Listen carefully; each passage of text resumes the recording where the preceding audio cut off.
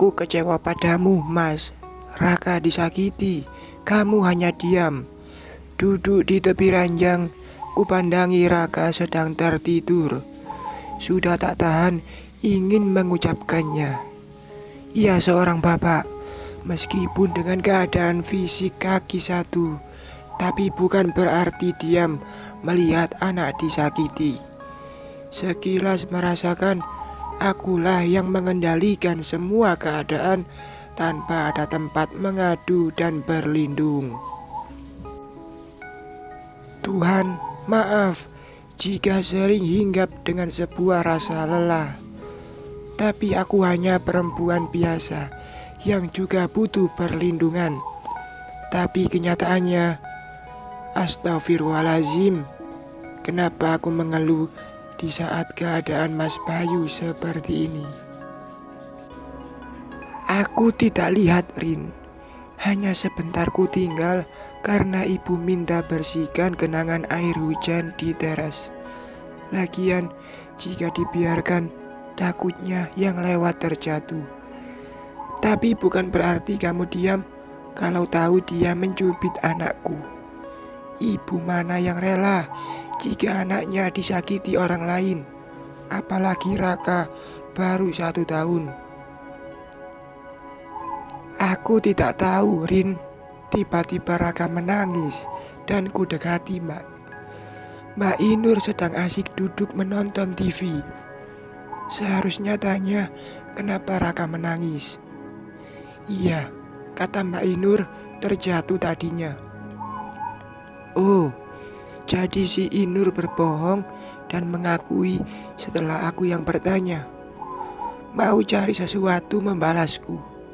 Lagian jika aku menolak mengasuh bayinya, bukan hak dia memaksa. Lama-lama ia semena-mena menginjak kami. Oke, sekarang kita kemasi baju, balik ke rumah orang tuaku. Lama-lama di sini bisa bikin aku melakukan sesuatu di luar kewajaran. Aku capek menahan dan bersabar selama ini. Aku bangkit dari ranjang, lalu mengambil tas besar di sudut kamar. Rina, tolong beritahu aku dari mana kamu bisa punya uang sebanyak ini. Setengah hari keluar rumah, mustahil bisa beli emas. Ku letakkan tas, lalu menoleh ke Mas Bayu. Aku menulis cerbung di aplikasi prabayar, Mas, jawabku.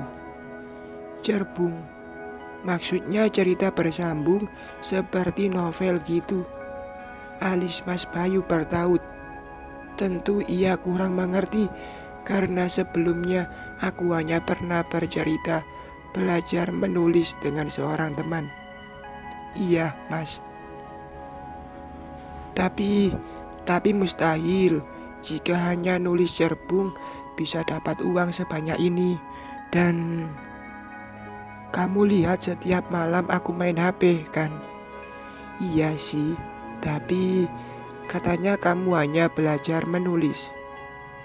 Mas, maksud menulis di sini menulis cerita bersambung, bukan menulis seperti anak baru sekolah. Dari dulu aku sudah bisa nulis dan baca. Kalau enggak mungkin juga aku bisa tamat SMP. Beginilah nasib yang hanya tamat SMP. Seolah seperti orang bodoh. Mas Bayu bukan menganggapku bodoh. Hanya saja ia terlihat tertegun. Jika aku bisa melakukan sesuatu yang setara dengan orang-orang yang pernah kuliah. Itu yang kubaca dari caranya menanggapi. Bagiku, asal ada kemauan belajar, umur bukan masalah. Bentar, lalu ku keluarkan ponsel dari saku. Lalu jariku memencet ponsel untuk melihat tampilan penghasilan menulis di aplikasi baca novel. Lihat nih, Mas. Ponselku ulurkan ke Mas Bayu memperlihatkan nominal yang tertera. Astagfirullahaladzim. Ini beneran, Rin. Masya Allah, mata Mas Bayu membulat sempurna melihat layar ponsel. Sekarang aku ingin kita pergi dari sini. Aku akan buka warung di rumah ibuku. Sambil aku menulis, kamu juga bisa jagain warung, Mas. Ini lebih baik daripada kita diperbudak seperti rumah ini bukan rumah ibumu, tapi rumah majikan. Ku perjelas agar Mas Bayu sadar jika keluarga kandungnya tak ada yang bisa membantu dan menghargai kami. Maafkan aku, Rin. Aku memberi kehidupan seperti... Seandainya kamu pun mau meninggalkan aku karena kondisiku, aku tak akan melarangmu, karena aku sadar tak bisa memberi nafkah untukmu dan Raka. Aku hanya beban bagimu. Mendadak Mas Bayu tersekat bicara. Ia mengusap mata dengan jari agar air matanya tak berjatuhan. Ini kedua kali kulihat ia menangis. Pertama, saat ia menerima kenyataan jika kakinya diamputasi. Mas, aku istrimu. Selagi semua yang kamu lakukan wajar, tak masalah. Lagian kita masih punya tangan dan otak sehat untuk bisa berusaha. Bahasa sedikit kasar dan apa adanya ku lontarkan. Bicara dengan suamiku tak perlu basa-basi, karena kami sudah mengenal sifat masing-masing. Yang penting kami saling menghargai. Aku bisa apa, Rin? Lihat, kakiku hanya satu. Betul kata Stella dan Mas Jaka. Aku hanya cocok berdiri di lampu merah. Hinaan dari saudara kandung. Aku tahu gimana sakit rasanya. Tapi aku bisa apa? Sedangkan ibunya sendiri tak membela. Sudahlah, Mas. Sekarang kita mulai bangkit. Aku ingin kita buka warung nasi Padang depan rumah ibuku. Aku akan ajari Mas masak yang enak. Kita sama-sama menekuni usaha ini. Aku yakin ibuku juga membantu kita merintis usaha. Nanti aku juga akan terus menulis. Iya, Rin. Aku akan berusaha semaksimal mungkin. Terima kasih. Mas Bayu memelukku. Bentuk syukur dan semangatnya bisa kurasakan. Ikhlas dengan takdir Tuhan. Aku yakin selagi ada usaha pasti ada jalan. Kami melanjutkan mengemas baju.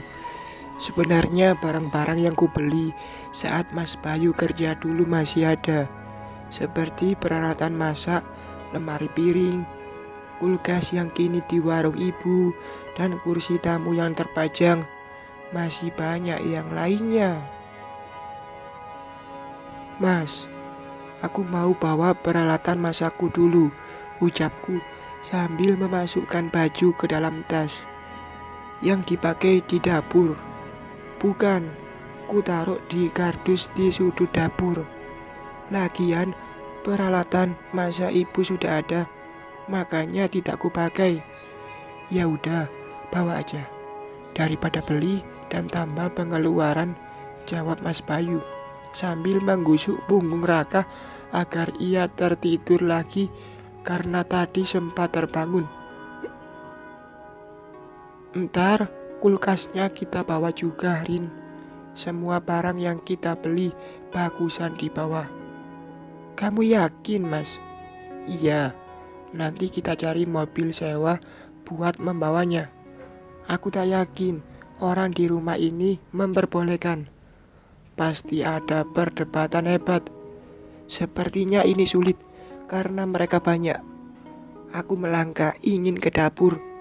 Saat melewati ruang tengah, kulihat Mas Jaka sudah pulang dan sedang bicara dengan ibu, Stella dan istrinya.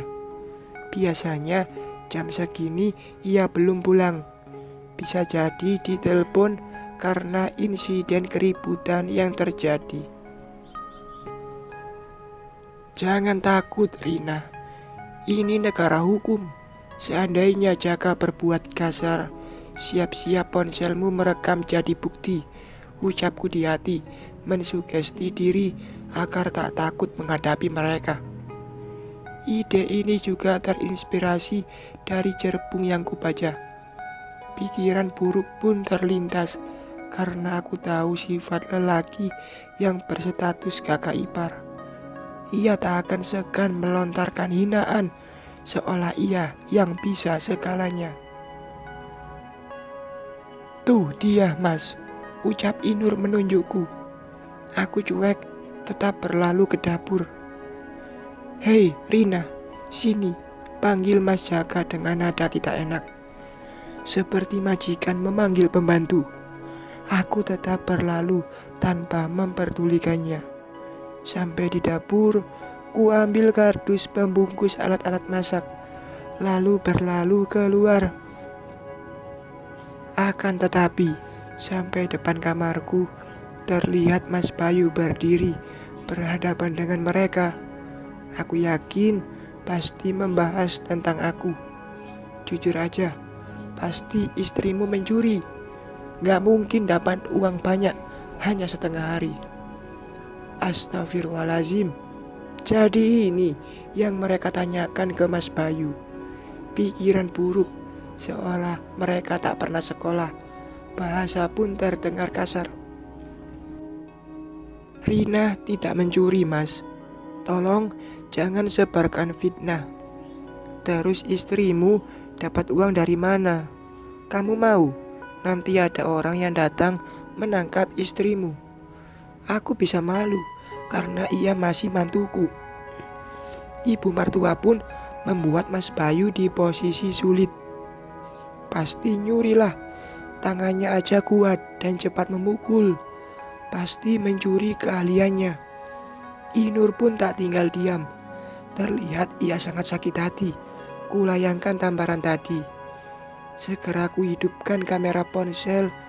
Ponselku pegang sambil menjinjing kardus yang sudah diikat dengan tali agar mudah membawanya, lalu berlalu dekat mereka.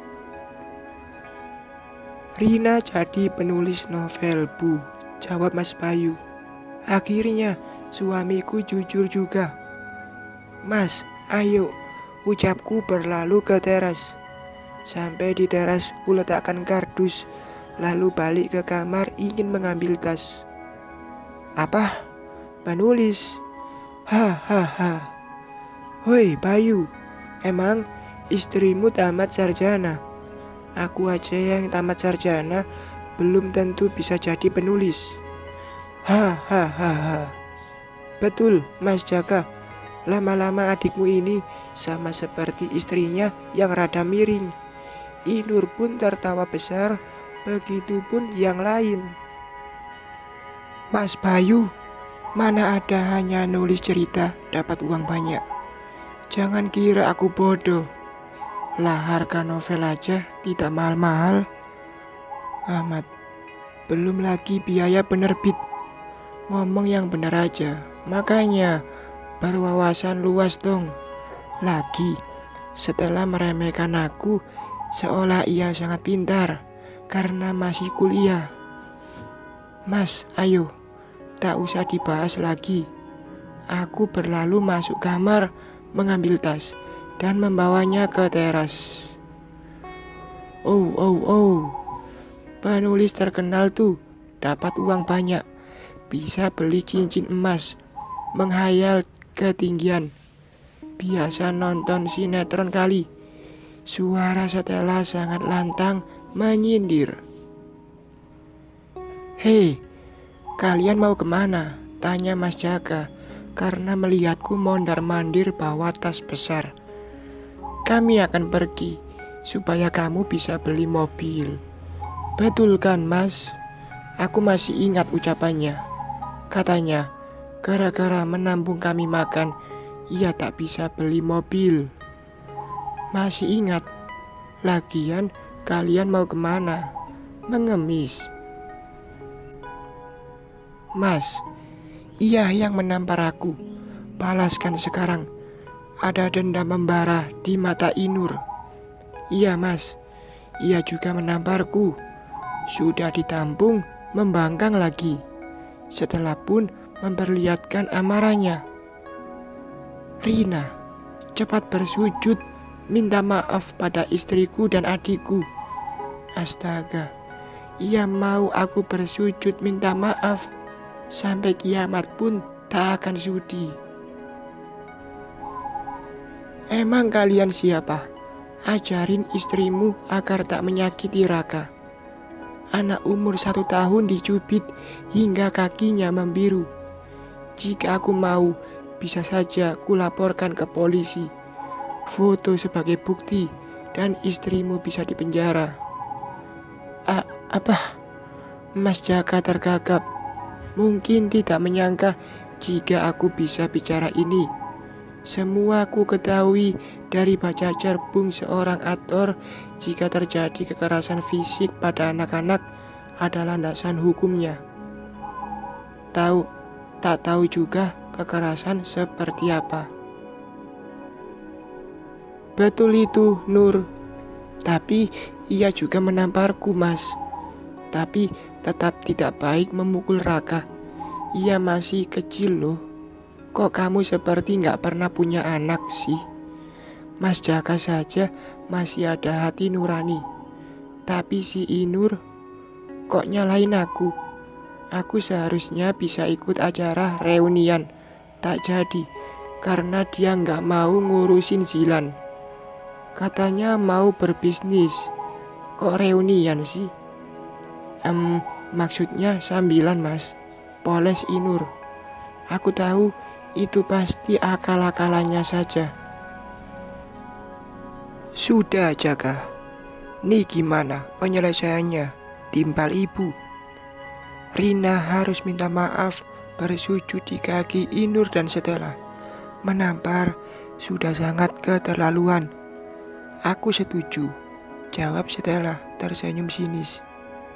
Ya, bersujud sekarang. Inur pun percaya diri jika aku akan patuh pada suaminya. Mas, ayo kita pergi. Biar ku gendong Raka, ucapku ke Mas Bayu. Ku abaikan ucapan mereka. Rina, teriak Mas Raka. Jangan teriak-teriak. Emang kamu siapa? Memerintah aku. Urus saja istrimu agar mulutnya juga berpendidikan. Aku tak akan tinggal diam lagi. Seketika mata Mas Jaka membelalak. Biar ia berbadan besar dan seorang lelaki, aku tak takut. Seandainya Mas Jaka berbuat kasar, aku akan teriak minta tolong. Rumah ini di tepi jalan utama. Di depan juga ramai orang lalu lalang. Aku tahu Mas Bayu belum tentu bisa melindungiku karena kondisi kakinya. Kamu, Mas Jaka menunjukku. Iya mas, mulut istrimu sudah sangat keterlaluan menghina kami, termasuk kalian semuanya. Ya Tuhan, kali ini Mas Bayu berani menjawab lantang sebelum Mas Jaka memperpanjang ucapannya. Hingga ia beralih melotot ke suamiku. Berani kamu berteriak padaku? Mas Jaka membalas menghardik suamiku. Iya, lagian jika kami tak bersaudara dengan kalian, tak masalah. Toh persaudaraan ini seperti tuan dan majikan. Ku perjelas dengan nada kesal. Tuh, lihat sendiri, Mas. Baru punya duit haram aja sudah sok. Inur mengompori suaminya. Memalukan. Aku yang punya uang, tapi kok kamu yang sewot. Tentu kuucapkan sambil tersenyum sungging, berusaha tenang agar bisa membalas ucapan mereka. Aku juga gak yakin ia punya uang banyak. Jangan harap kami menahan kepergian kalian supaya bisa dapat penghormatan di rumah ini. Dengan angkuhnya Mas Jaka bicara, seolah kami akan minta maaf Jika digertak secuil pun, aku tak akan pernah tunduk pada mereka. Jika aku tak salah, kenapa harus takut? Toh ini uang halal yang ku dapat dari hasil menulis, bukan mencuri ataupun menipu orang lain. Usir aja mas, hasut Inur. Jangan Jaka, Bayu tetap di rumah ini. Ibu mertua kenapa menahan? Bu, mereka yang pilih pergi, kenapa repot nahan sih? Lagian juga bakalan balik lagi. Kita usir, pasti mereka ke sini lagi. Aku yakin itu, Bu. Setelah berucap, jika kami pasti tunduk padanya. Tenang aja, tanpa diusir, kami pasti pergi. Jawabku tanpa ragu. Assalamualaikum. Tiba-tiba Mbak Leha datang, pintu dibiarkan terbuka, hingga ia langsung melangkah masuk. Mendadak semuanya terdiam melihat ke arah Mbak Leha. Waalaikumsalam Mbak, jawabku. Jadi kan Rin, tanyanya. Jadi Mbak, lagian aku udah telepon kan, jawabku. Kemarin saat nutup warung, Mbak Leha datang beli garam. Waktu itu hanya aku di warung, karena seperti biasa membersihkan sampah sebelum warung ditutup. Ku katakan uang yang dipinjam akan segera diganti karena menunggu pencairan hasil dari menulis. Sebagai bukti, ku perlihatkan penghasilan beserta nama akun aku di aplikasi tersebut. Pembicaraan itu disambut antusias Mbak Leha karena ia salah satu pembaca tetap di aplikasi dan grup Facebook tentang menulis membaca novel. Tak menyangka ia salah satu pembaca setiaku. Kebanyakan dari penulis baru memasang foto profil bukan foto wajah asli. Seperti aku contohnya, memasang foto tanaman dan nama akun diambil dari nama anakku. Itulah kenapa tak ada yang tahu kehidupan pribadiku. Hei Leha, mau nagih hutangmu yang dilebihin. Katanya banyak uang dari nulis.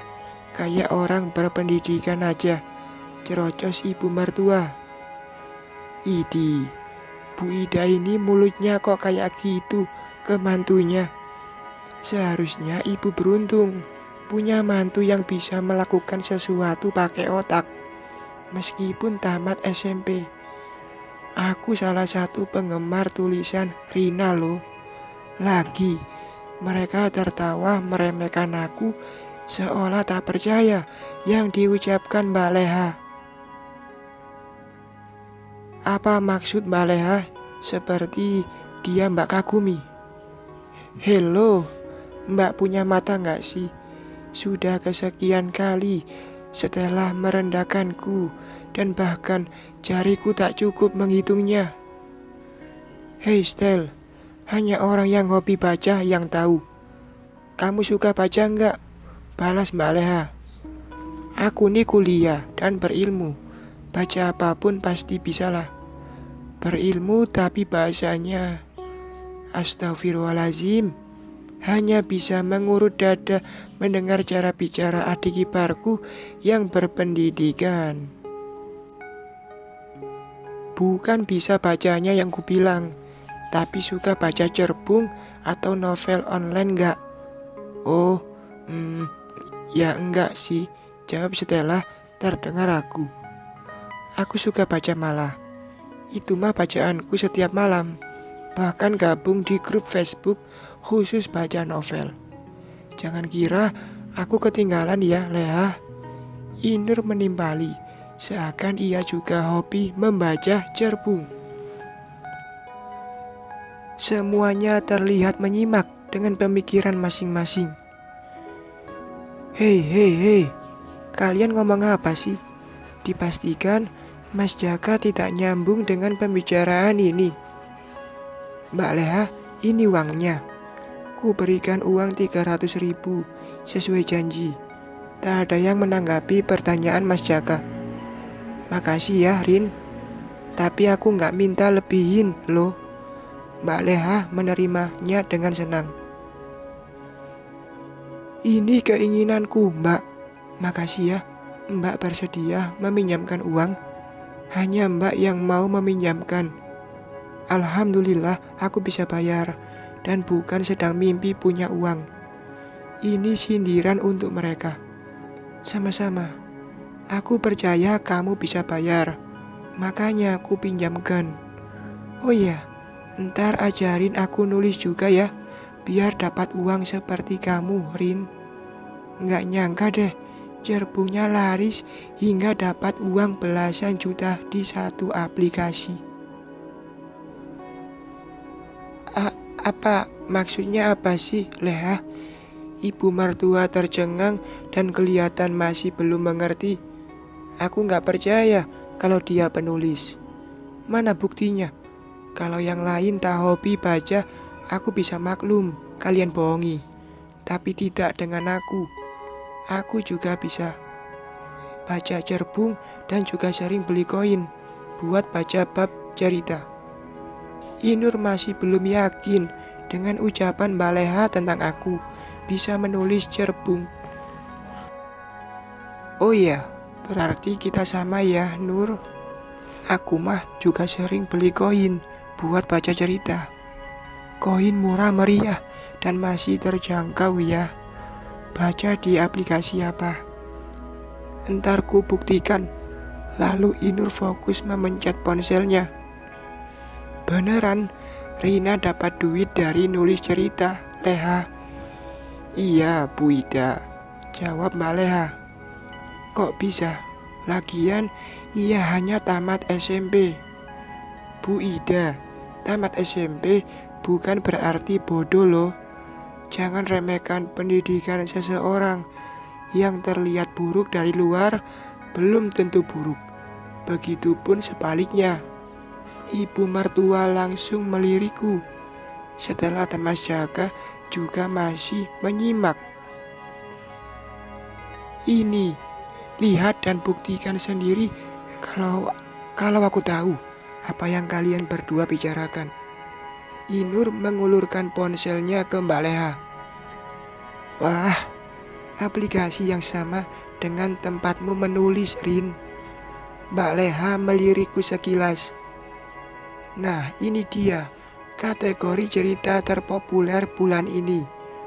Lihat nih, ini cerbungnya Rina, Nur. Ponsel itu diberikan lagi ke Inur. Cerbung ini? Nggak mungkin. Ini salah satu penulis baru favoritku. Jangan mengada-ngada, Leha. Nggak mungkin deh, ini Rina. Lah namanya saja nama lelaki. Mana, Mbak? Coba ku lihat. Setelah ikut melihat layar ponsel Inur. Ini, Stel. Lihat tuh, tulisannya. Nggak mungkin kan, itu Rina yang nulis. Lah, dia nggak punya laptop.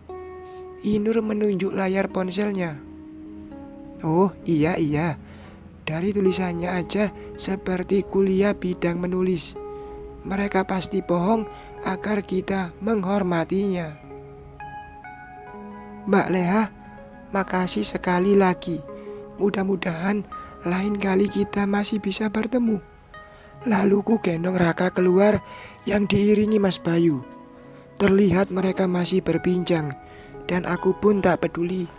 Bagiku sekarang balik ke rumah ibu dan mulai merintis warung. Rin, biar ku bawa tas ini. Kamu gendong saja Raka ke tepi jalan. Iya mas, jawabku. Lalu melangkah kaki ke tepi jalan untuk menyetop taksi. Mas Bayu berusaha mengangkat satu tas. Ada 2 tas dan diangkat satu dulu karena kondisinya sampai di tepi jalan. Terlihat ramai angkot lalu lalang. Hanya saja banyak yang penuh. Namun aku belum menyetop lantaran tas dan kardus barang masih belum dibawa ke sini. Ini tasnya, tinggal satu lagi, Rin. Mas Bayu meletakkan satu tas, sementara kardus barang juga masih di teras rumah. Biar aku yang ngangkat lebihnya, Mas. Kamu di sini aja, sambil pegangin Raka. Akan memakan waktu lama jika aku mengandalkan Mas Bayu mengangkat satu tas lagi dan kardus barang. Kuputuskan jika aku yang mengambilnya. Iya, Rin. Lalu Mas Bayu memegang tangan Raka agar tak lari ke jalan raya. Aku pun mulai kembali ke teras, mengambil tas dan kardus barang. Akan tetapi, terlihat mereka semuanya berdiri di teras, menatapku. Rasanya tak enak dan mungkin akan ada perdebatan lagi. Aku sudah siap menghadapinya. Mau mereka mengusir kasar atau mencaci, akan terpaksa ku dengar, karena ini hari terakhirku di rumah ini. Rina, kamu yakin mau pergi? Tiba-tiba ibu mertua bertanya, namun nadanya terdengar lebih baik. Aku diam, tak menjawab. Tas dan kardus barang sasaran mataku, karena ingin segera meraihnya. Rina, jika kalian ingin tetap di rumah ini juga tak masalah. Astaga, Mas Jaka terdengar menawarkan atau menahanku. Tapi ia sudah menamparku, Mas. Bisik Inur yang bisa ku dengar. Diam, Nur, tegur Mas Jaka ke istrinya. Oke, kamu ku maafkan, Mbak. Tukar Stella hingga membuatku menoleh padanya. Apa? Kamu memaafkanku? Tanyaku balik. Inur terlihat cemberut, namun ia tak berani menghadapiku lantaran ditegur suaminya. Entah apa maksud Mas Jaka. Iya, bukankah kamu kakak iparku juga? Tumben Stella mengatakan kakak iparku. Kamu salah. Aku gak minta maaf sama kamu. Jadi tak perlu merasa kamu memaafkan aku. Aneh, ngakunya berpendidikan, tapi gak ngerti mana bahasa minta maaf. Kali ini aku mencoba sedikit membalas. Dasar. Setelah terlihat emosi dengan jawabanku. Diam Stella. Ibu mertua langsung mencubit Stella hingga ia tak jadi membalas kata-kataku. Tumben ibu mertua melarang putrinya menghinaku. Tapi Bu, diam. Gigi ibu mertua bertaut sambil melotot ke Stella. Seketika Stella langsung berlari ke dalam rumah. Rina, sebaiknya kita bicarakan semua baik-baik. Kalian mau kemana? Lihat, Bayu juga kesulitan jika kalian pergi. Oh, Mas Jaka terdengar sangat baik. Ada apa dengan mereka? Iya, Rina. Toh kita bisa hidup rukun di rumah ini, saling mendukung untuk kemajuan. Ibu mertua terdengar bersahaja. Astaga, mereka berubah 180 derajat. Maksudnya apa ya? Aku bertanya untuk meyakinkan ucapan mereka. Tak sudah ku jinjing beserta kardus barang. Kembalilah ke kamarmu, rapikan barang-barangmu, dan mari kita bicara di dalam, ajak ibu mertua. Tentu aku terkejut mendengarnya. Rina, aku balik dulu ya. Nanti kalau tak jadi pergi, aku kesini lagi minta ajarin menulis cerbung. Seandainya penghasilanmu tetap sebesar ini per bulannya, aku yakin hanya waktu 6 bulan saja kamu bisa beli mobil. Oke Mbak Atorku, aku pulang dulu ya.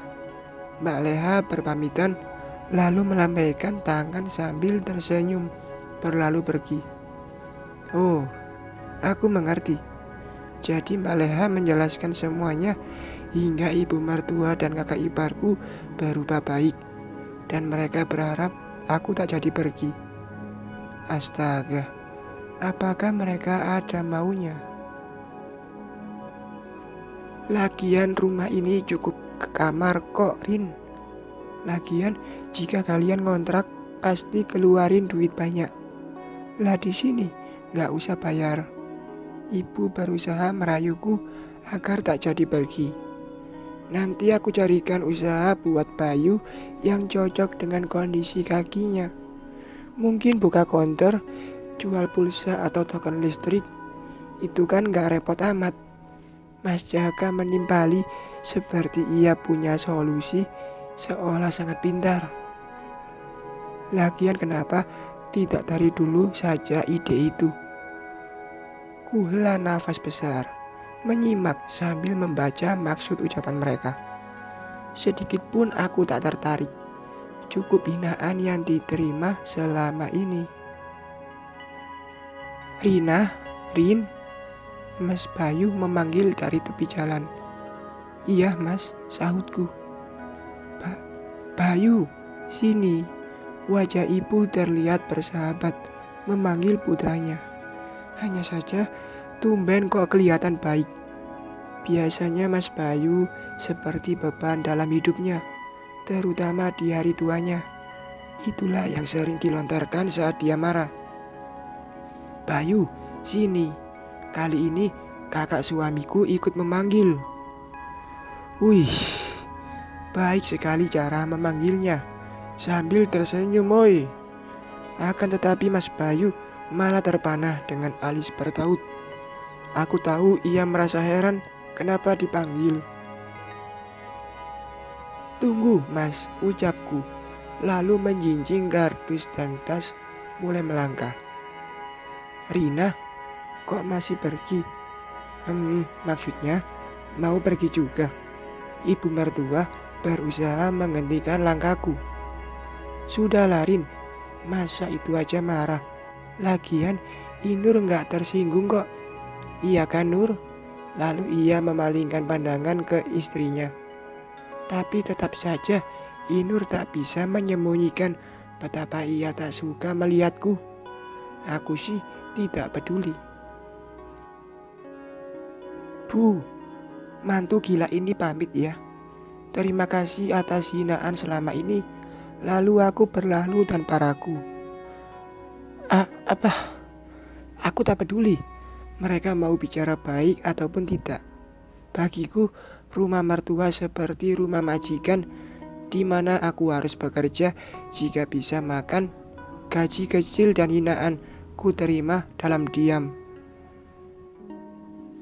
Rina, terdengar ibu mertua memanggil. Ish, ibu gimana sih? Udah jelas ia ngomong gitu, masih juga dipanggil. Terdengar Inur berucap. Tak ingin menoleh ke belakang, cukup tetap lanjut melangkah tanpa ragu. Cukup, semuanya sudah cukup bagiku. Kok lama sih Rin? Tanya Mas Bayu. Keringatnya bercucuran karena panas matahari belum juga hilang. Gak ada mas, hanya ngobrol pamitan aja, jawabku. Pamitan? Buat apa? Ya, karena kakak dan ibumu minta kita tetap tinggal. Hah, jadi karena itu mereka memanggilku. Mata Mas Bayu membulat sempurna. Tentu ia tak menyangka jika Mas Jaka dan ibunya akan menahan kami. Ayo ajakku sambil menyetop angkot. Ada rasa lega. Akhirnya aku terlepas dari rumah itu. Tepatnya terlepas dari hinaan yang mengendap di hati. Keluarga suami yang seharusnya tempat berbagi suka dan duka. Tapi sudahlah. Bersambung.